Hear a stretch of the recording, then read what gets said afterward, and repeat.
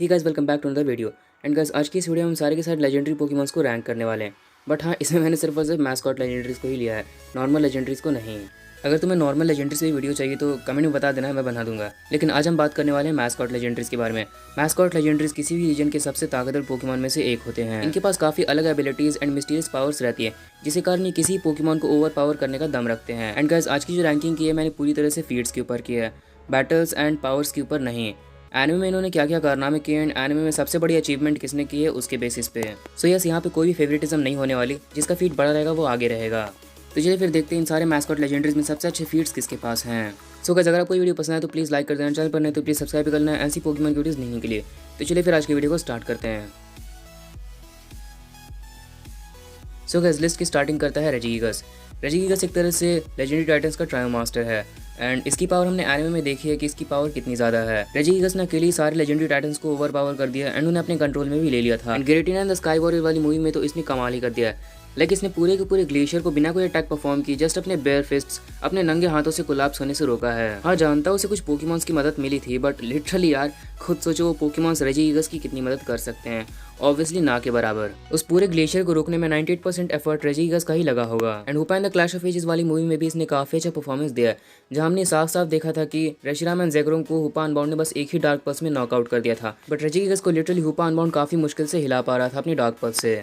Next Pokemon है सोल्गालियो। सोल्गालियो के पास भी काफी सारे अमेजिंग फीट्स हैं, जैसे कि जिस पत्थर को ऐश के सारे दोस्त मिलकर भी नहीं तोड़ पाए थे, उस पत्थर को सोल्गालियो ने बस एक टक्कर से ही बीच से चीर कर रख दिया था। और सोल्गालियो अपने फ्लैश कैनन से डॉनविंग्स नेक्रोजमा के आधे प्रिज्मेटिक लेजर को रोक चुका और आधा सह भी चुका है। और नॉर्मल नेक्रोजमा का ही प्रिज्मेटिक लेजर इतना पावरफुल था कि पूरे जमीन के चीथड़े उड़ गए थे। और सोल्गालियो ने बस अपने एक रोर से ही नया कॉस्मो क्रिएट कर दिया था। नेक्स्ट पोकेमॉन है लुनाला। लुनाला बेसिकली फीट्स के मामले में सोल्गालियो से आगे है, क्योंकि लुनाला स्पेस को काट के ट्रैवल कर चुका है एंड लुनाला ने बस एक ही मून ब्लास्ट से नेक्रोजमा को कुछ देर तक स्टन कर दिया था। एंड जब नेक्रोजमा ने लुनाला को बहुत बुरी तरह से पीट दिया था तो लुनाला ने सारे जी क्रिस्टल की हेल्प से अपनी एचपी रिस्टोर कर ली थी। एंड अगर तुमने सन एंड मून अच्छे से देखा है तो मुझे बताने की जरूरत नहीं है कि लुनाला अगर अपने फुल मून वाले फॉर्म में ट्रांसफॉर्म हो जाए तो उसकी पावर कितनी ज़्यादा इंक्रीज हो जाती है।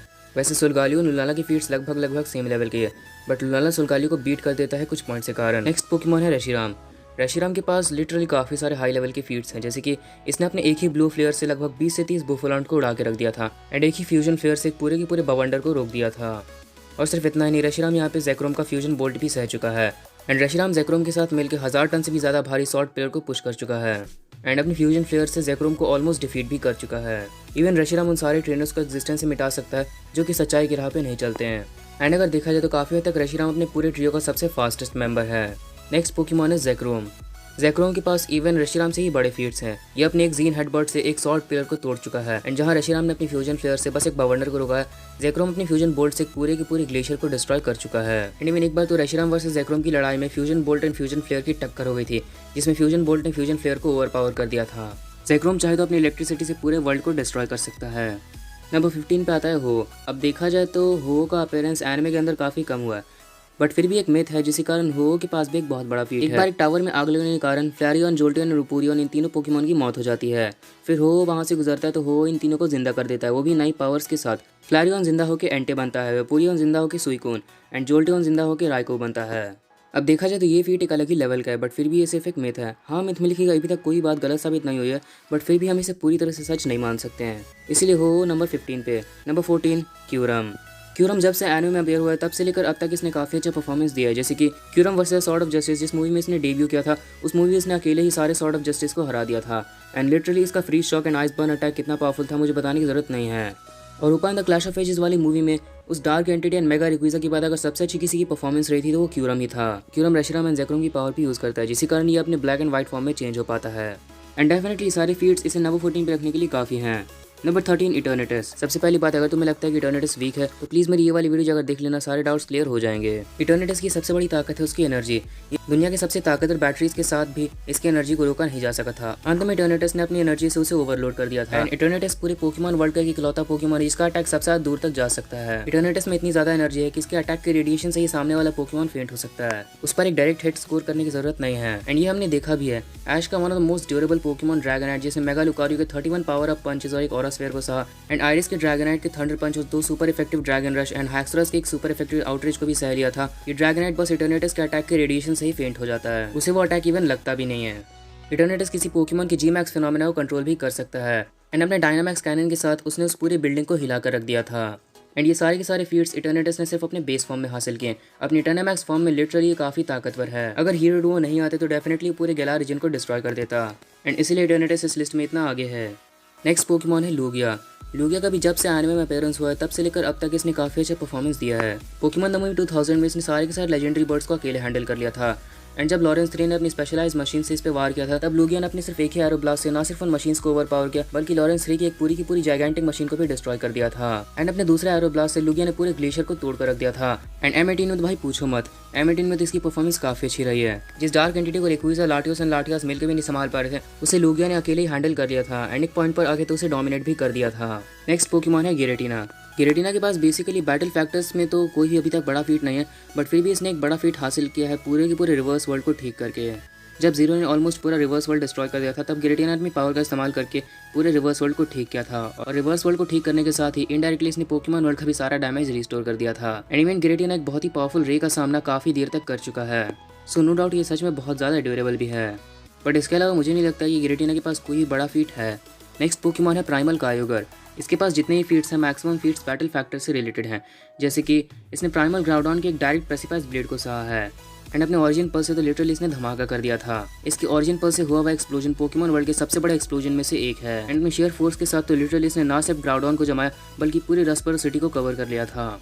एंड ग्राउडॉन से बैटल करते वक्त सच में प्राइमल कायोगर ने काफी सारे अटैक्स सहे हैं, जैसे कि प्राइमल ग्राउडॉन का एक direct precipice blade, super effective solar beam, eruption and mega Rayquaza का एक हाइपर बीम भी। एंड इवन कायोगर के पास इतनी ताकत है कि चाहे तो एक ऐसा सुनामी ला सकता है जो कि पूरे वर्ल्ड को डिस्ट्रॉय कर दे। एंड अगर तुमने स्कफल ऑफ लेजेंड्स वाला एपिसोड देखा है तुम्हें पता ही होगा कि बेस फॉर्म में कायोगर ने पूरी की पूरी तूफान को उठा दिया था। सो प्राइमल फॉर्म में आने के बाद ये क्या कर सकता है मुझे बताने की जरूरत नहीं है, इसका अंदाजा तुम खुद भी लगा सकते हो। अगला पोकेमॉन है प्राइमल ग्राउडॉन। प्राइमल ग्राउडॉन के पास प्राइमल कायोगर से भी बड़े फीट्स हैं। प्राइमल ग्राउडॉन ने ऑलमोस्ट प्राइमल कायोगर को हरा ही दिया था बैटल में। अगर मेगा रिक्विजा बीच में नहीं आता तो इस बात के मैक्सिमम चांसेस थे कि प्राइमल ग्राउडॉन उसे हरा देता, क्योंकि पूरे मैच में प्राइमल ग्राउडॉन ही ज़्यादा डोमिनेटिव था। एंड इसकी ड्यूरेबिलिटी तो भाई क्या ही कहूँ, इसकी ड्यूरेबिलिटी इवन मेगा रिक्विजा के लेवल की है। काफ़ी लोगों को नहीं पता होगा बट लिटरली भाई ये सच में बहुत ज़्यादा ड्यूरेबल है। तुमने एक सीन नोटिस किया होगा जहाँ पर प्राइमल कायोगर ने इस पर direct blast of origin pulse मारा था, पर लिटरली इसने काफ़ी आसानी से उसे सह लिया था। एंड तुम्हें नहीं पता तो मैं बता दूं कि उस समय इसकी डिसोलेट लैंड एबिलिटी भी ऑन नहीं थी। पहले मुझे भी लगता था कि इसकी डिसोलेट लैंड एबिलिटी ऑन थी, बट असल में ऐसा नहीं है, क्योंकि पूरे एनिमे में आज तक प्राइमल ग्राउडॉन ने कभी अपनी डिसोलेट लैंड एबिलिटी यूज़ की ही नहीं है।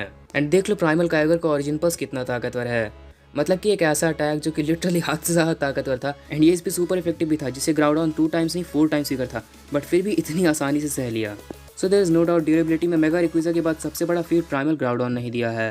अब लिस्ट में अगले नंबर पे आते हैं दो पोकेमॉन, ज़र्नियस एंड यवेल्टेल। एंड इन दोनों के पास लगभग सेम ही फीट है, बस थोड़ा सा डिफरेंट है। जैसे कि यवेल्टेल ने ऑलमोस्ट उन सारे पोकेमॉन की लाइफ फॉर्म्स को एब्जॉर्ब कर लिया था जो कि M17 में अपीयर हुए थे। एंड ज़र्नियस ने उन सारे पोकेमॉन की लाइफ फॉर्म्स को वापस लौटा दिया था जिनकी लाइफ फॉर्म्स यवेल्टेल ने छीन ली थी। लेकिन जहाँ तक मुझे लगता है यवेल्टेल ज़र्नियस से आगे होगा। वैसे मैं इस बारे में श्योर नहीं हूँ क्योंकि दोनों की पावर्स मूवी में लगभग बराबर दिखाई गई थी, बट यवेल्टेल ने इस मूवी में एक ऐसा मूव परफॉर्म किया है जिसे अगर एडिशनल इफेक्ट के साथ देखा जाए तो ये पोकेमॉन वर्ल्ड का मोस्ट पावरफुल मूव है, क्योंकि ये 1 हिट नॉकआउट मूव है। यवेल्टेल का ऑब्लिवियन विंग किसी को भी पत्थर में बदल सकता है। इवन अगर सामने दी ओरिजिनल 1 भी आ जाए तो उससे भी कोई फर्क नहीं पड़ता। बट प्रॉब्लम ये है कि उसके सामने वो इस्तेमाल कर पाया कि नहीं, इस बात की कोई गारंटी नहीं बनती। बट अगर गलती से भी ये मूव उसे लग गया तो जिस तरह से ये मूव एनिमे में दिखाया गया उस हिसाब से आर्केस भी इस मूव को नहीं सह पाएगा। बट स्टिल फिलहाल के लिए तो ज़र्नियस एंड यवेल्टेल लगभग बराबर पे ही हैं फीट्स के मामले में, इसलिए मैंने दोनों को एक ही पोजीशन पे रखा है। अगला पोकेमॉन है सुपर कूल म्यूटू। अब देखा जाए तो बैटल्स में तो म्यूटू काफ़ी अच्छा है, बट काफ़ी लोगों का मानना है कि फीट्स में बिल्कुल भी अच्छा नहीं, क्योंकि अभी तक इसने कोई बड़ा फीट हासिल नहीं किया। बट लिटरली मेरे हिसाब से इसने एक ऐसा फीट हासिल किया है जो कि एक अलग ही लेवल का है। म्यूटू रिटर्न्स वाली मूवी में इसने जियोवानी की सुपर पावरफुल मशीन्स को डिस्ट्रॉय कर दिया था। अब देखा जाए तो उन मशीन्स को कोई भी पोकेमॉन डिस्ट्रॉय कर सकता है, मतलब कि इवन अगर मेगा चार्जार्ड एक्स अपना ब्लास्ट बर्न फायर कर दे वो भी उस मशीन को डिस्ट्रॉय कर देगा। बट प्रॉब्लम ये है कि वो उस मशीन को बाहर से डिस्ट्रॉय कर सकते हैं, उस मशीन के एनर्जी फील्ड में फंस के उसे डिस्ट्रॉय नहीं कर सकते हैं। एंड लिटरली म्यूटू ने उस मशीन की एनर्जी फील्ड में फंस के उसे डिस्ट्रॉय किया है। इवन जब म्यूटू की सारी स्ट्रेंथ चली गई थी, क्योंकि उस मशीन ने उसकी सारी स्ट्रेंथ चूस ली थी, मैक्सिमम उसके पास बस उसकी 10% स्ट्रेंथ ही बचोगी। सो बस म्यूटू की 10% स्ट्रेंथ थी उन सुपर पावरफुल मशीन्स को डिस्ट्रॉय करने के लिए काफ़ी थी। एंड म्यूटू ने ना सिर्फ उन मशीन्स को डिस्ट्रॉय किया बल्कि उस मशीन की एनर्जी को 5 मिनट से भी ज़्यादा देर तक सहा था। एंड पोकेमॉन वर्ल्ड में बस ऐसे गिने चुने पोकेमॉन ही है जो कि मशीन्स की एनर्जी को इतनी देर तक झेल सकते हैं और अपनी 10% स्ट्रेंथ में ही उन सारे मशीन्स को डिस्ट्रॉय कर सकते हैं, वो भी उनकी एनर्जी फील्ड में फंस के। सो दैट्स व्हाई म्यूटू इस पोजीशन पे है। टॉप 5 की स्टार्टिंग करते हैं ज़ेशन एंड ज़माज़ेंटा। दोनों के पास काफ़ी बड़ा फीट है एंड ऐसा नहीं है कि दोनों इंडिविजुअली पावरफुल नहीं है, क्योंकि इन्होंने बस टीम में ही फाइट की है। काफ़ी लोगों का मानना है कि इंडिविजुअली पावरफुल नहीं है, बट गाइस एक बार लास्ट वाला सीन ध्यान से देखो। जब यहाँ पर दोनों ने अपना कॉम्बिनेशन अटैक इस्तेमाल किया था तो ये जो एक्सप्लोजन हुआ है वो दोनों एक कॉम्बिनेशन अटैक से नहीं हुआ था, ये इनका मतलब इंडिविजुअल एक्सप्लोजन है। ये ब्लू कलर का एक्सप्लोजन जेशन का है एंड पिंक कलर का एक्सप्लोजन जमाजेंटा का। मतलब कि जो इतना बड़ा एक्सप्लोजन है दोनों का इंडिविजुअल एक्सप्लोजन था, ऐसा नहीं कि दोनों की कंबाइंड पावर से हुआ है। एंड जेशन एंड जमाजेंटा का सबसे बड़ा फीट है इटरनामैक्स इटर्निटीज को हरा देना। सही मायने में देखा जाए तो इटर्निटीज की पावर कैंसिल आउट हो गई थी, बट फिर भी अभी के लिए देखा जाए तो हाँ, हम इस फीट को काउंट कर सकते हैं। अगला पोकेमॉन